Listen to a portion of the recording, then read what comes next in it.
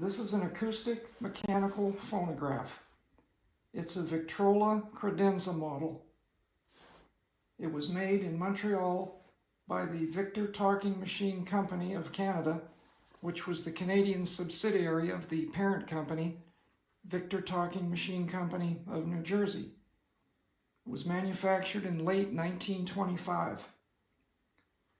In 1929, Victor Talking Machine Company sold out to the Radio Corporation of America and became known as RCA Victor. That name was used until 1986.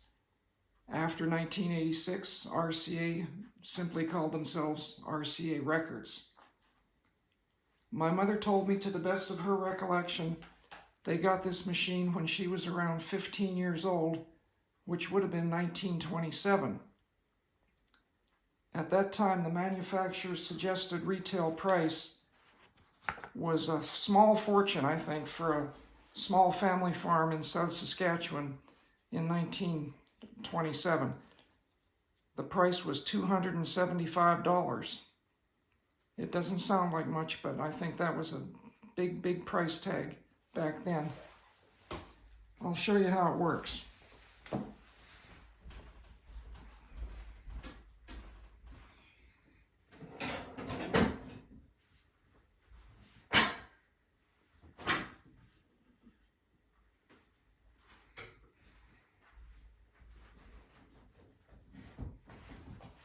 The albums are stored in these side doors. I'll just pull out a record here.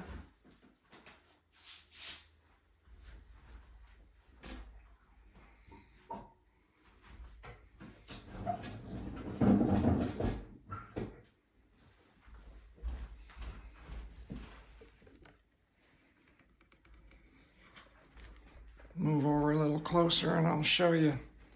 This is the original box of needles that came with the machine. Oops, one just dropped out. And on the back, you can see that it says, use each point only once. So I'll use this one here.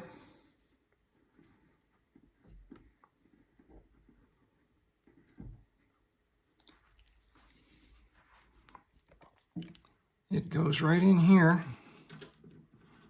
I'm trying to do this one-handed.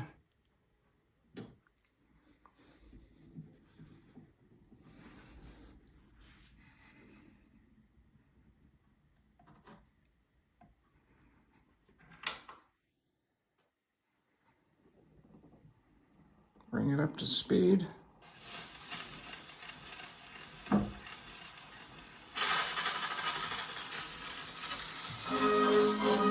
This is the volume control here.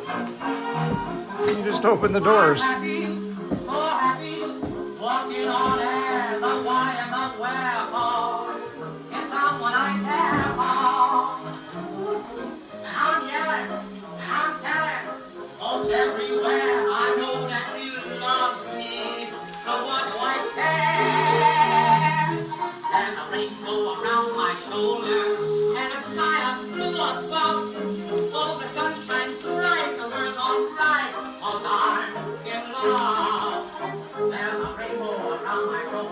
Sounds better with the lid down.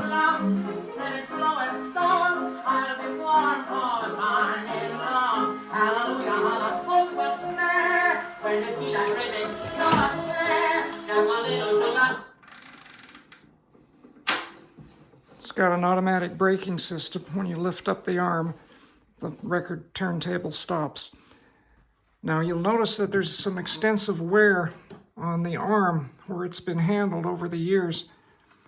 That worn area, I don't know if you can see it, is gold plating. This arm was not brass. That was gold plate over some type of metal, and it was a very thin layer because you can see it's worn through.